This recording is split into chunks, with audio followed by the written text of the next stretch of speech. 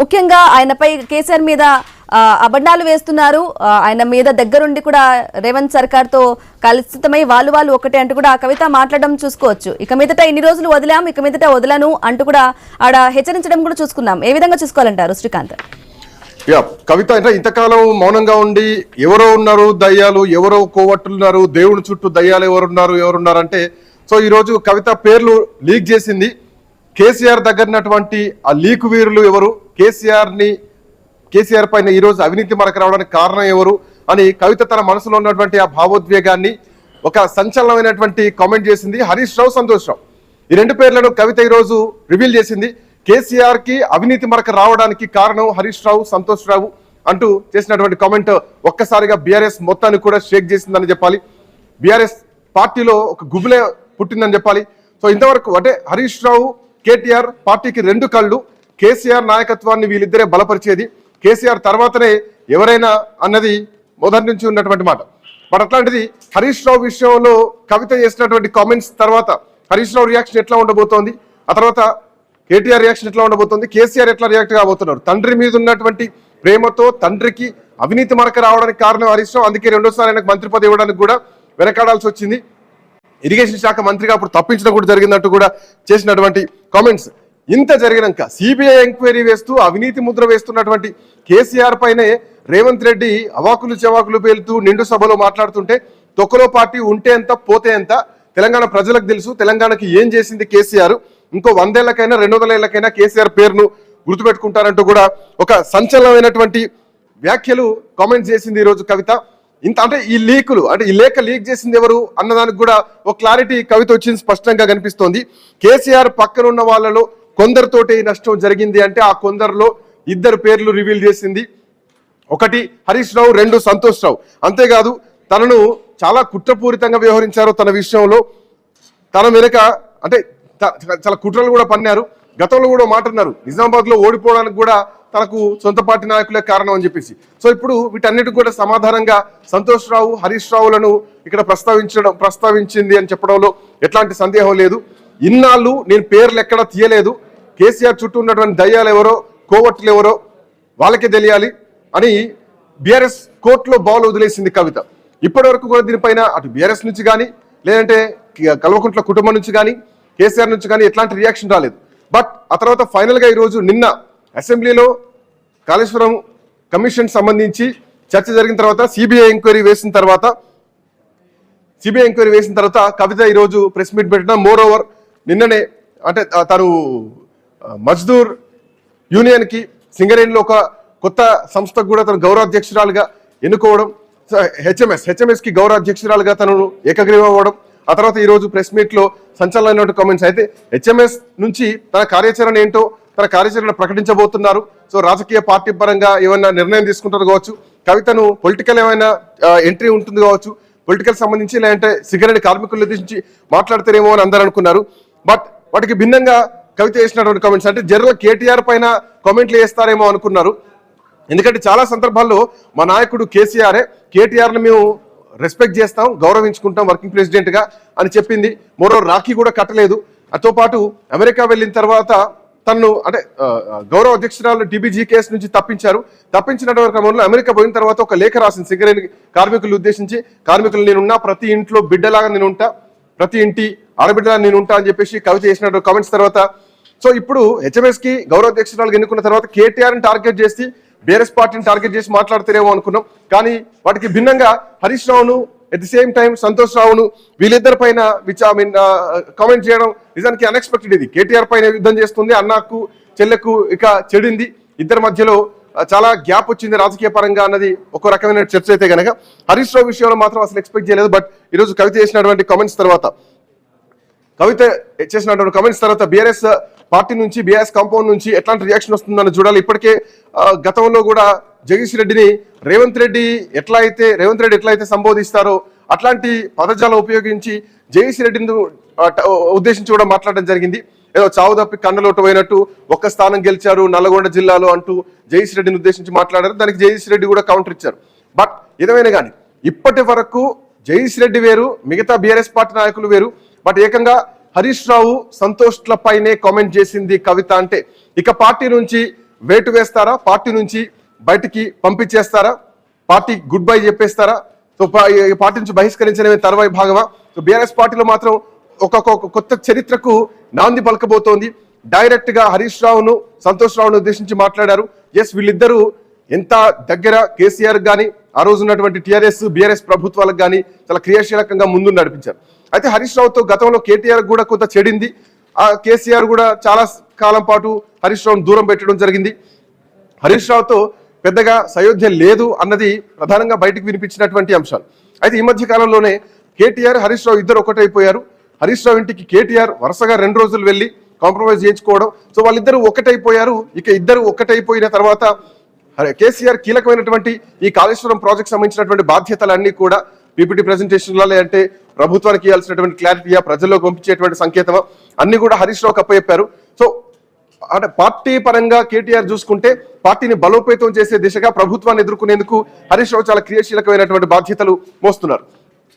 So ఇట్లాంటి నేపథ్యంలో ఈరోజు కవిత చేసినటువంటి కామెంట్స్, ఒకవైపు కేసీఆర్ పైనే సిబిఐ విచారణ చేయాలి, సిబిఐ ఎంక్వైరీకి ప్రభుత్వం ఆదేశిస్తే కనీసం తెలంగాణ బంద్కు పిలుపునియరా, బీఆర్ఎస్ పార్టీ రోడ్ల మీదకి వచ్చి నిరసన చేయరా అంటూ చేసినటువంటి కామెంట్స్ నిజంగా చాలా సంచలనమైనటువంటి. గతంలో కూడా పార్టీని గ్రౌండ్ లెవెల్ నుంచి బలోపేతం చేయాల్సినటువంటి అవసరం ఉంది, ట్విట్టర్లో కూర్చొని పోస్టులు పెట్టడం కాదు అని బనకచెర్ల విషయంలో కూడా బీఆర్ఎస్ పార్టీకి ఒక ఇండైరెక్ట్ వార్నింగ్ ఇచ్చింది. ఆ తర్వాతనే బనకచెర్ల విషయంలో బీఆర్ఎస్ పార్టీ కొంత స్టెప్ తీసుకొని ముందడుగు వేసింది. సో ఇప్పుడు కేసీఆర్నే ఏకంగా సిబిఐ విచారణకు ఆదేశించినటువంటి ప్రభుత్వం బీఆర్ఎస్ పార్టీ ఎందుకు రియాక్ట్ కావట్లేదు?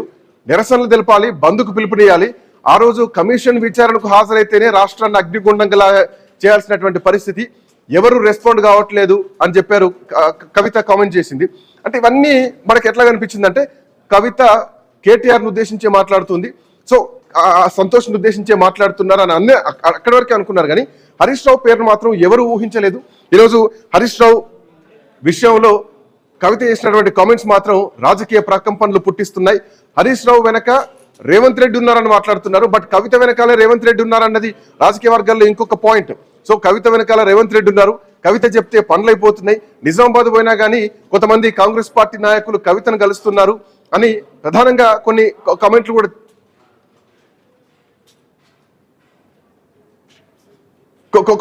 కూడా చేయడం జరిగింది. సో ఇట్లా నేపథ్యంలో కేసీఆర్ మీద విచారణకు వేసిన తర్వాత తొక్కలో పార్టీ ఉంటే ఎంత పోతే ఎంత అంటే తాను తండ్రి కోసం ఫైట్ చేస్తాను, తండ్రి ఫోటో పెట్టుకొని రాజకీయాలు చేస్తాను, తండ్రి పేరు చెప్పుకొని రాజకీయాలు చేస్తాను, ఇక నుంచి ఈ పార్టీలో ఉంటే ఎంత లేకుంటే ఎంత అంటే పార్టీ వేటు వేయడానికి కూడా సిద్ధమైంది ఇండైరెక్ట్ గా అనిపిస్తోంది. లేదంటే తనంతట తానే పార్టీలోంచి బయటకు వెళ్ళేటువంటి పరిస్థితి ఉంటుందా? పొమ్మన్ లెక్క పొగబెట్టారా? ఒకవేళ అదే జరిగితే కనుక కవితను ముందు నుంచి టార్గెట్ చేసినటువంటి వ్యక్తులు హరీష్ రావేనా, సంతోష? దీనిపైన బీఆర్ఎస్ పార్టీ ఎట్లా రెస్పాండ్ అవుతుంది? జైస్ రెడ్డి లాంటి వ్యక్తి లేదంటే ఇంకోరా పార్టీలో అంటే కేసీఆర్ దగ్గరగా ఉన్నటువంటి వాళ్ళంటే వేరు, కానీ ఏకంగా కేసీఆర్ కుటుంబ సభ్యులపైనే హరీష్ రావు లాంటి ఒక్కొక్క మెయిన్ పిల్లర్ పైనే కవిత చేసినటువంటి కామెంట్స్ తర్వాత పరిణామాలు చాలా వేగంగా మారేటువంటి ఛాన్సెస్ మాత్రం నాకు కనిపిస్తున్నాయి. ఒక కరెస్పాండెంట్ స్వామి కూడా అందుబాటులో ఉన్నారు. స్వామి, కవిత చాలా సంచలనమైనటువంటి కామెంట్స్ చేసింది. సో తొక్కలో పార్టీ ఉంటే ఎంత పోతే ఎంత అంటే పార్టీ వేటు వేసే అవకాశాలు ఉన్నాయి. ఈ కామెంట్స్ తర్వాత ఏకంగా హరీష్ రావును ఉద్దేశించి మాట్లాడారు. ఇంతకాలం కేటీఆర్ తో గొడవ కావచ్చు, కేటీఆర్ ని టార్గెట్ చేస్తూ మాట్లాడుతారేమో అనుకున్నాం. అనూహ్యంగా అఫ్కోర్స్ సంతోష్ పేరు ఎక్స్పెక్ట్ చేసినా కానీ హరీష్ రావు పేరుని ఎక్స్పెక్ట్ చేయలేదు. సో ఈ కామెంట్ తర్వాత ఎట్లాంటి పరిస్థితిని ఎక్స్పెక్ట్ చేయొచ్చు? అంటే శ్రీకాంత్, ప్రధానంగా ఈరోజు కవిత మాట్లాడిన విషయాలు, తన సంచలన విషయాలు బయటకు వచ్చాయి. గత 15 రోజులుగా తన చిన్న కుమారుడి అడ్మిషన్ కోసం అమెరికా వెళ్ళినటువంటి కవిత ఇప్పుడు ఈరోజు ఉదయమే తిరిగి వచ్చారు. ఒకవైపు కేసీఆర్ పైన సిబిఐ ఎంక్వైరీ వేయడంతో కూడా ఆమె గుగ్గిలమయ్యారు. ఒకవైపు కన్నీళ్లు పెట్టుకుంటూనే తన తండ్రి పైన మరకలాంటిది ఎలా చూస్తూ ఊరుకుంటానని చెప్పేసి కూడా ఆమె ఒకవైపు ఆగ్రహం వ్యక్తం చేశారు. ఇంతకాలం తాను దాచుకున్నటువంటి ఏదైతే ఇంతకాలం మాట్లాడుతూ వచ్చిన విషయాలు కూడా ఒక్కసారిగా ఆమె బయట పెట్టారు. ఒకవైపు తాను గతంలో తనపైన అనేక కుట్రలు జరుగుతున్నాయి, ఆ కుట్రల కారకులు ఒకవైపు హరీష్ రావు, సంతోష్ రావు అనే పేర్లు నేరుగా ప్రస్తావించి ఆమె సంచలనం సృష్టించారు. ఒకవైపు వారి కుటుంబ సభ్యులకు సంబంధించిన విషయాలు గత కొద్ది కాలంగా కేటీఆర్ కావచ్చు, మిగతా వ్యక్తుల పైన ఆమె పరస్పర ఆరోపణలు చేసినప్పటికీ కూడా ఇందులో ప్రధానంగా అనేక విషయాలు కూడా ఇందులో చర్చకు వచ్చాయి. అందులో భాగంగానే ఒకవైపు పార్టీకి సంబంధించినటువంటి కీలక విషయాలు ఆమె ప్రస్తావిస్తూ వచ్చారు. కేసీఆర్ వరకే వచ్చిన తర్వాత ఇక ఎంతకు చూస్తూ ఊరుకునే ప్రసక్తే లేదు. ఖచ్చితంగా కేసీఆర్ సిబిఐ ఎంక్వైరీ విషయం సంబంధించి కాంగ్రెస్ పార్టీ చేస్తున్నటువంటి ఆరోపణలో ఎలాంటి ఒకవైపు నిజం లేదు. కావాలని చెప్పి తమ పాలనా వైఫల్యాల్లో ఫెయిల్యూర్ అయిన తర్వాత వాళ్ళు కప్పిపుచ్చుకోవడం కోసమే ఆమె ఆ వైపు వాళ్ళు ఎలాంటి ఆ వైపు డైవర్ట్ పాలిటిక్స్ చేస్తున్నారు. కేసు 10 సార్లు ఏదో ఎంక్వైరీ అంటూ కేసీఆర్ను బద్నాం చేసే ప్రయత్నం చేస్తారు. కేసీఆర్కు డబ్బు జాస ఒకవైపు కుటుంబ జాస ఉండదు. కేవలం తెలంగాణను మాత్రమే ప్రేమిస్తారు, తెలంగాణ కోసమే అహర్నిశలు పనిచేస్తారు అని చెప్పినటువంటి కవిత ఖచ్చితంగా దాని ఒకవైపు కన్నీళ్లు పెట్టుకుంటూనే కవిత ఒకవైపు ఖచ్చితంగా పార్టీ కేసీఆర్ వరకే వచ్చిన తర్వాత పార్టీ ఉంటే ఎంత పోతే ఎంత, ఒకవైపు జాతీయ స్థాయిలో కేసీఆర్కు ఉన్నటువంటి ప్రతిష్ట కావచ్చు, పరపతి కావచ్చు, ఇలాంటి విషయాల్లో ఎంత మేరకు దీనికి సంబంధించిన విషయాల్లో మేము ఒకవైపు ఇప్పుడు ఆయనకు ఇలాంటి మరక అంటిన తర్వాత ఏ మేరకు చూస్తూ ఊరుకుంటామని చెప్పేసి కూడా ఆమె మాట్లాడిన విషయం సంచలనం సృష్టించాయి. ఒకవైపు తన కొద్ది కాలంగా తనను మానసికంగా పూర్తి స్థాయిగా ఇబ్బంది పెడుతున్నారు, సోషల్ మీడియాలో ట్రోల్ చేస్తున్నారు. తాను అమెరికా తన పెద్ద కుమారుడు గ్రాడ్యుయేషన్ తర్వాత ఇండియాకు వచ్చిన తర్వాత తన లేఖలు బయటకు పెట్టిన తర్వాత నుంచి కూడా సోషల్ మీడియాలో బయట నుంచి 90 రోజులుగా తను తీవ్ర మానసిక వేదన అనుభవిస్తున్నాను. తాను ఇక నుంచి చూస్తూ ఊరుకునే లేదు. కేసీఆర్ ప్రతి క్షణం తెలంగాణ కోసం పోరాడే వ్యక్తి, తెలంగాణ కోసం ఆరాటపడే వ్యక్తిని ఇలా బదనాం చేయడం సరికాదు. దేశంలో ఒక టాలెస్ట్ పర్సనాలిటీగా ఉన్నటువంటి కేసీఆర్ను కావాలని చెప్పేసి కాంగ్రెస్ సర్కారు పదే బదనాం చేసే ప్రయత్నం చేస్తుందని చెప్పేసి కూడా కవిత ఒకవైపు చెప్పే ప్రయత్నం చేశారు. దాంతోపాటు కేసీఆర్ పైన సిబిఐ ఎంక్వైరీ చేస్తే తెలంగాణ అగ్నిగుండం కావాలి, తెలంగాణను ఒకవైపు బంద్ కావాలి, ఎందుకు ఇవ్వాలి అని చెప్పేసి పార్టీ నేతలు కూడా ఆమె ప్రశ్నించారు. ఒకవైపు తాను ఖచ్చితంగా ఇక నుంచి ఖచ్చితంగా పోరాడతాను, పార్టీ ఉంటే ఎంత పోతే ఎంత, దీనికి సంబంధించిన విషయంలో లోకల్ బాడీ ఎలక్షన్లో మాకు ఒకవైపు నష్టం జరగవచ్చు కాక ఖచ్చితంగా నేను పోరాడి తీరుతానన్న విషయాన్ని కూడా ఆమె స్పష్టం చేశారు. ప్రధానంగా హరీష్ రావు పేరు, సంతోష్ రావు పేరు ఇంతకాలం ఆమె ఎక్కడ కూడా నేరుగా ప్రస్తావించలేదు. ఒకవైపు ఇలా మెగా కృష్ణారెడ్డి లాంటి వ్యక్తులు కేసీఆర్ వెన్నంటే ఉండి కేసీఆర్ పైన ఉన్నటువంటి తమ వ్యక్తిగత ఆర్థిక లబ్ధి కోసం అంత ప్రయత్నం చేశారు. కేసీఆర్కు మరక అంటించారన్న విషయాన్ని ఆమె స్పష్టంగా ఈరోజు బాహాటంగానే ప్రకటించారు. శ్రీకాంత్ స్వామి, ఈ మాటల తర్వాత బీఆర్ఎస్ పార్టీ నుంచి రియాక్షన్ ఎట్లా ఉండొచ్చు? ఎందుకంటే ఇంతకాలం జైశ్రాడ్ లాంటి వ్యక్తులను అన్న పరిస్థితి వేరు, ఏకంగా హరీష్ రావును, సంతోష్ రావును కామెంట్ చేయడం వేరు. సో ఇద్దరు కుటుంబ సభ్యులే, ఇద్దరు బ్లడ్ రిలేషనే, అట్లాంటి వ్యక్తుల పైనే కవిత కామెంట్ చేస్తూ తొక్కలో పార్టీ ఉంటే ఎంత పోతే ఎంత అని మాట్లాడారు. సో కవిత పైన ఇప్పుడు కేసీఆర్ గాని కేటీఆర్ గాని ఎట్లాంటి రియాక్షన్ ఎక్స్పెక్ట్ చేయొచ్చు? కవిత ఆల్రెడీ ప్రిపేర్డ్ గా ఉందా పార్టీ నుంచి బయటకు వెళ్ళిపోవడానికి? పార్టీ ఉంటే ఎంత పోతే ఎంత అన్న మాటల వెనకాల కవిత ఎగ్జిట్ ఏమైనా చూడొచ్చు ఇక్కడ? ఒకవైపు ఇప్పుడున్న పరిస్థితుల్లో ఎమ్మెల్సీ కవిత తాను చేసినటువంటి కామెంట్స్ సంబంధించి ఒకవైపు తాను ఖచ్చితంగా పార్టీ లైన్లోనే ఉన్నప్పుడు కూడా పార్టీతో అంటిముట్టనట్టుగా వివరిస్తున్నారు. తన సొంత జాగృతి సంస్థను స్ట్రెంథన్ చేసుకునే ప్రయత్నం చేస్తున్నారు. తెలంగాణ జాగృతి పేరుతోటి ఒకవైపు ట్రేడ్ యూనియన్స్ కావచ్చు, కార్మిక సంఘాలు కావచ్చు, వివిధ దేశాలు ఒకవైపు అనుబంధ సంఘాలు కావచ్చు, ఎస్సీ ఎస్టీ బీసీ మైనార్టీ కమిటీలు కావచ్చు, వీటన్నిటిని కూడా ఎప్పటికప్పుడు ఒకవైపు ఆమె పార్టీని స్ట్రెంథన్ చేసుకునే ప్రయత్నంలోనే ఒకవైపు ముందు ఉన్నారు. దానికి సంబంధించి పార్టీ నుంచి తాను ఒకవైపు ఎమ్మెల్సీగా ఉన్నప్పటికీ కూడా ఎక్కడ కూడా పార్టీ లైన్లో మాట్లాడట్లేదు. ఖచ్చితంగా కేసీఆర్ వరకు వస్తే కనుక ఖచ్చితంగా మేము చూస్తూ ఊరుకునేది లేదు. తన తండ్రిని చూస్తూ పెరిగాము, ఎప్పుడు కూడా ఆయన కుటుంబ విషయాలు కూడా పట్టించుకునే వ్యక్తి కాదు. తన పెళ్లికి కూడా ఆర్థికంగా తన లేఖగా చాలా ఇబ్బంది పడ్డాము. అలాంటి వ్యక్తి ఎలాంటి అవినీతి చేస్తారు అనే విధంగా అవినీతి మరకలు అంటిస్తారు. కేసీఆర్ వెంట ఉన్నటువంటి కోటరీ వ్యక్తులే తమ ఆర్థిక ప్రయోజనాల కోసం కుమ్ముక్కై ఒకవైపు మెగా కృష్ణారెడ్డి కావచ్చు, సంతోష్ రావు కావచ్చు, హరీష్ రావు వీళ్ళందరూ కూడా కుమ్ముక్కై ఆయనకు మరకలు అంటించారు అనేది కూడా ఆమె ఒకవైపు నేరుగానే ప్రస్తావించారు. గతంలో పరోక్షంగా మాట్లాడిన మాటలను కూడా ఈరోజు ఆమె నేరుగానే ప్రస్తావించారు. దీంతో పెద్ద ఎత్తున కూడా ఒకవైపు రేపటి నుంచి కూడా పొలిటికల్గా బీఆర్ఎస్ కార్యకర్తలు నాయకులు తనను తిట్టుకున్నా సరే ఖచ్చితంగా నేను చెప్పేదే చెప్పి తీరుతున్నానని చెప్పేసి కూడా ఆమె స్పష్టంగా మాట్లాడారు. దీంతో ఖచ్చితంగా క్యాడర్ కథ కొద్ది కాలంగా కవిత విషయంలో అంటిముట్టినట్టు ఉన్నారు. ఖచ్చితంగా ఆమె చేసిన ప్రోగ్రామ్స్ ఎక్కడ కూడా వెళ్ళట్లేదు. గతంలో కవిత ఏ ప్రోగ్రాం చేసినా జాగృతి కార్యకర్తలు బీఆర్ఎస్ కార్యకర్తలు కలిసి పనిచేసి ముందుకెళ్లేవారు. కానీ కవితకు ఈ కార్యక్రమం చేసిన తర్వాత టీఆర్ఎస్ కార్యకర్తలు దూరంగా ఉంటూ వస్తున్నారు. కానీ ఇప్పుడు బీఆర్ఎస్ కార్యకర్తలను తిట్టుకున్నా సరే నేను ఇదే విషయాన్ని స్పష్టంగా చెప్పదలుచుకున్నానన్న విషయాన్ని ఆమె స్పష్టంగా చెప్పారు. శ్రీకాంత్, సో ఏదేమైనా కానీ ఇప్పుడు రియాక్షన్ కేసీఆర్ నుంచి ఎట్లాంటి రియాక్షన్ ఎక్స్పెక్ట్ చేయొచ్చు? ఇక్కడ చాలా టెక్నికల్ గా లాజికల్ గా కవిత మాట్లాడుతున్నారు. కేసీఆర్ ను దేవుడిలాగా చూస్తూనే హరీష్ రావును, సంతోష్ రావును ఇద్దరిని డైరెక్ట్ గా అటాక్ ఈ రోజు దిగింది. చాలా రోజుల నుంచి ప్రెజర్డ్ గా ఉన్నటువంటి కవిత ఈ రోజు బ్లాస్ట్ అయిందని చెప్పాలి. సో ఇప్పుడు కొత్త పార్టీయా లేదంటే సింగరేణి నుంచి మొదలు పెడతారా? ఎన్ని అంశాలు అట్లా ఉంటే గతంలో చాలా ఎక్స్పీరియన్స్ ఉన్నాయి. ఆల నరేంద్ర మొదలు, రాహుల్ నాయక్ మొదలు, విజయశాంతి, ఒక కైండ్ ఆఫ్ ఎపిసోడ్ ఏమైనా కనిపిస్తుందా? ఇట్లాంటి ఫ్రస్ట్రేషన్ కనిపిస్తోందా? వాళ్ళంటే పార్టీకి దగ్గర కానీ కుటుంబానికే దగ్గర. ఎట్లా చూడొచ్చు ఎగ్జిట్ ని? అంటే ఖచ్చితంగా ఆమె తన తండ్రితో పాటే ఉంటానని ప్రదర్శంగా చెప్తూనే ఖచ్చితంగా తండ్రి వెంటనే నడుస్తాను, తన సొంత బాటలో తను నడుస్తానని చెప్పుకుంటూనే కేసీఆర్ పైన మరకంటితో చూస్తూ ఊరుకోను అని చెప్పి విషయాన్ని ఆమె స్పష్టంగా చెప్తూ ఉన్నారు. ఒకవైపు తాను సొంతగా పార్టీ నుంచి బయటకు పోతానని చెప్పట్లేదు, కానీ తన సొంతగా తనకు ఉన్నటువంటి జాగృతి సంస్థను మరింత స్ట్రెంథెన్ చేసుకునే ప్రయత్నం చేస్తున్నారు. ఒకవైపు సింగరేణిలో, ఒకవైపు టీజీబీ కేసులో ఆమెను అధ్యక్ష పదవి నుంచి తీసివేసిన తర్వాత పోలీసులను అధ్యక్షునిగా పెట్టారు. ఆ తర్వాత అక్కడ ఉన్నటువంటి వివిధ సంఘాలన్నీ కూడా మొబిలైజ్ అయ్యి ఆమె ఒకవైపు హెచ్ఎంఎస్ సంబంధించిన సంస్థలో ఆమె ఇప్పటికే ఆమె గౌరవాధ్యక్షురాలుగా ఆమెను ఎన్నుకోవడం జరిగింది. ఒకవైపు తన ప్రయత్నం తాను చేస్తూనే కేసీఆర్ విషయంలో మాత్రం తన రాజకీయ గురువు, తన తండ్రి, తనకు ఆదర్శమైనటువంటి వ్యక్తి కేసీఆర్ అనే విషయాన్ని ఆమె పదే పదే చెప్తూ కేసీఆర్ తనకు ఆదర్శం, కేసీఆర్ విషయంలో ఇలాంటి విషయంలో నేను కాంప్రమైజ్ అయ్యే ప్రసక్తి లేదని ప్రధానంగా చెప్తూ వస్తున్నారు.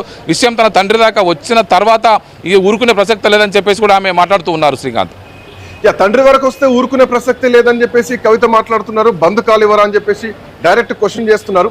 బట్ తండ్రి వైపు నుంచి వర్షం చూసుకుంటే కనుక అసలు ఫామ్ హౌస్ కు ఎంట్రీ సరిగా ఉండట్లేదు, పోయినా కలవట్లేదు. చాలా కాలం ఆ రోజు కమిషన్ విచారణకు పోయే టైంలో కూడా పక్కనే అంటిముట్టనట్టుగా దూరం ఉన్నారు. మొన్న కూడా అమెరికాకి తన కొడుకుని ఆశీర్వాదం కోసం వెళ్ళినప్పుడు కూడా కలవలేదు, పెద్దగా పట్టించుకోలేదు అన్నటువంటి వాదనలు కూడా ఉన్నాయి. సో ఇట్లాంటి నేపథ్యంలో కేసీఆర్ వర్షన్ ఆల్రెడీ క్లియర్ అయిపోయిందా? కేసీఆర్ పేరు పెట్టుకునే రాజకీయం జరగబోతుందా రేపు పొద్దున కవితది కేసీఆర్ అబ్సెన్స్ లో?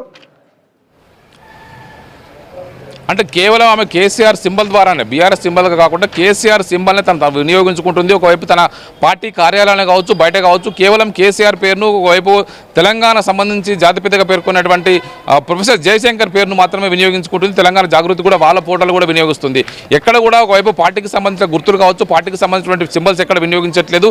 తెలంగాణ జాగృతిని ఒక సమాంతరమైన బలమైన సంస్థగా రూపొందించడం కోసం ఆమె ప్రయత్నం చేస్తూ ఉంది. రీసెంట్గా ఆమె కుమారునికి ఒకవైపు అడ్మిషన్ కోసం ఫామ్ హౌస్కి వెళ్ళినప్పుడు కూడా తన తల్లి ద్వారానే కలిసినటువంటి పరిస్థితి వాళ్ళంతా గుర్తు చేస్తూ ఉన్నారు. ఒకవైపు కేసీఆర్తోని ఆమె నేరుగా ఆమె గతంలో అమెరికా నుంచి వచ్చిన సందర్భంగా ఒకవైపు తన లేఖలు లీక్ చేసిన విషయంలో కేసీఆర్ వెంట దయాలు ఉన్నారని చెప్పేసిన కామెంట్స్ తర్వాత కేసీఆర్ ఈ విషయంలో తాను ఒక 10-15 రోజుల పాటు ఆమె బయట ఎలాంటి విషయాలు మాట్లాడొద్దని తన తల్లి ద్వారా కేసీఆర్ చెప్పించినట్టుగా బయట ప్రచారం జరుగుతుంది. అయినా కూడా ఆమె ఆ విషయం వినకుండా ఖచ్చితంగా బాహాటంగా అనేక విషయాలు ఆమె మీడియా ముఖంగా మాట్లాడారు. దీంతో కేసీఆర్ కాస్త కొంత నొచ్చుకొని ఆమె విషయంలో అంటిముట్టినట్టుగా వివరిస్తున్నారు. తాను చెప్పినప్పుడు కూడా వినకపోవడంతో కూడా కేసీఆర్ కొంత ఆమె విషయంలో కొంత మనోవేదనగా గురైనట్టుగా కూడా పార్టీ కుటుంబ సభ్యులంతా కూడా తెలియజేస్తున్నారు. దీంతో ఆ విషయంలో ఆమె ఏం చేసుకుంటే చేసుకొని అన్నట్టుగా అంటిముట్టినట్టుగా వివరిస్తున్నారు అనేది చర్చ అయితే ఉంది. మొత్తానికైతే ఒకవైపు వాళ్ళు అట్లా ఉన్నప్పుడు కూడా తన తల్లి ద్వారా ఎప్పుడు కుటుంబ సభ్యులతో టచ్లో ఉంటూనే అక్కడ జరుగుతున్న విషయాలని ఆమె తెలుసుకుంటున్నారు. ఒకవైపు వెళ్ళి వస్తున్నారు, తన తల్లితో ఎప్పుడు నిత్యం సంప్రదింపులు చేస్తూ ఉన్నారు. ఆమె చేసేటువంటి కార్యక్రమాలు కూడా ప్రతినిత్యం కూడా కేసీఆర్ని ఆదర్శంగా తీసుకొని కేసీఆర్ బాటలోనే నడుస్తానని చెప్తున్నారు. తనది కేసీఆర్ బ్లడ్, ఎక్కడ కూడా తను కాంప్రమైజ్ అయ్యే ప్రసక్తి లేదు.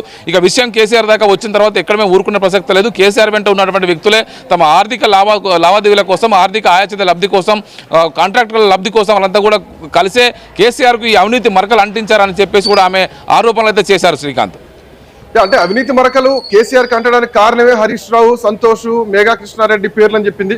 ఇందులో ప్రధానంగా హరీష్ రావు పేరును పదే పదే చెప్తున్నది స్పష్టంగా కనిపిస్తుంది. అయితే చాలా కాలం నుంచి స్వామి మనం అబ్జర్వ్ చేస్తే రెండోసారి మంత్రి పదవి విషయంలో హరీష్ రావును కొంత డిలే చేశారు కేసీఆర్.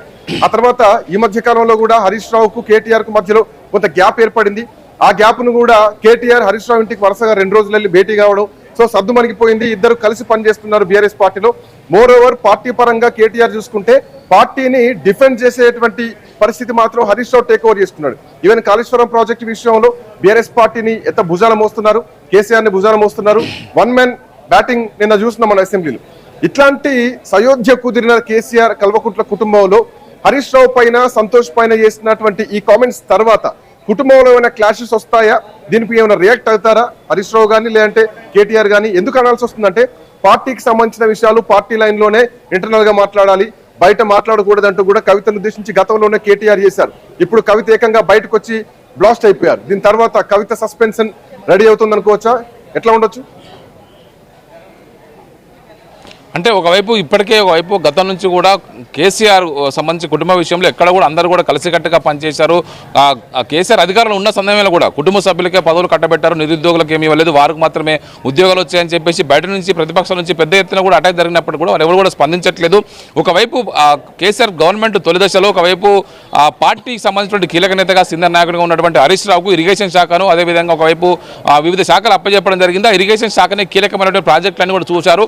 ఆ తర్వాత రెండో రెండో టర్మ్ అధికారంలోకి వచ్చిన తర్వాత కావాలని చెప్పేసి హరీష్ రావును తప్పించే ముందు జాగ్రత్తగా కేసీఆర్ తన వద్దనే ఇరిగేషన్ శాఖ ఉంచుకున్నారని చెప్పేసి కూడా బయటైతే ప్రచారమైంది. ఒకవైపు రెండోసారి అధికారంలోకి వచ్చిన తర్వాత కేవలం మహమూద్ అలీతో మాత్రమే ప్రమాణ స్వీకారం చేసినటువంటి కేసీఆర్ ఇద్దరు మాత్రం ప్రమాణ స్వీకారం చేసి ఆ తర్వాత 3-4 నెలల వరకు కూడా ఎవరికి మంత్రి పదవులు ఇవ్వలేదు. ఆ తర్వాత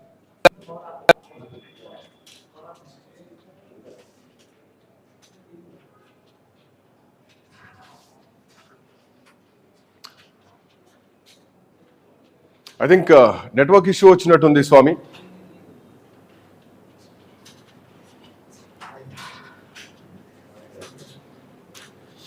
సో మొత్తానికి వెనకాల ఎవరున్నారు? ఇంతకాలం మౌనంగా ఉన్నటువంటి కవిత లేఖ బయటికి రిలీజ్ అయిన తర్వాత అప్పుడు కూడా అమెరికాలోనే ఉన్నారు. అండ్ మొన్న కూడా అమెరికా వెళ్ళిన తర్వాతనే కవిత ఒక లేఖను రిలీజ్ చేయడం జరిగింది కార్మికులను ఉద్దేశించి.